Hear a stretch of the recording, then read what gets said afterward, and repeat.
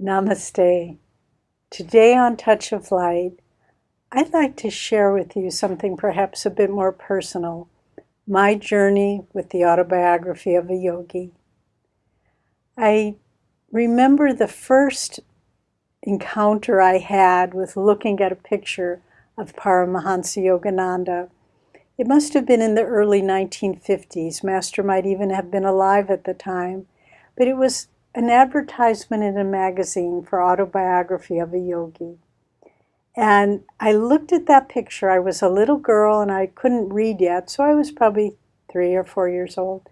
And I remember looking at that picture and just being fascinated by it. I didn't know if it was a man or a woman. I didn't know what the words said all around it, but I remember looking at that picture as though Master were calling me for the first time in this lifetime.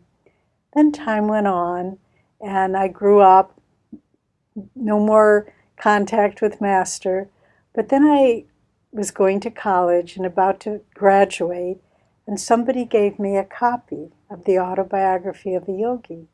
And I began looking at it, and I looked and I thought, that's the face from when I was a little girl. I remember looking at that. And I began reading it and began trying to meditate on my own, not very successfully in either case. I think my mind at that time was too absorbed with finishing college final exams and figuring out what I was going to do next with my life. And so I started reading autobiography, but I couldn't make a heart connection with it, but I kept it. And then a friend of mine sent me a little brochure that was about Ananda meditation retreat in California. I was living in the Midwest of America. And I thought, oh, maybe if I go there, I'll find someone who can teach me how to meditate, and maybe I'll be able to get deeper into this book. Because after all, there was this connection. And so I came to Ananda. This was 1969. And then everything changed. I met Swami Kriyananda, and he was our lifelong teacher, but he was a great saint. And I think one of the qualities of saints is that they give you a taste of their own consciousness, their own devotion.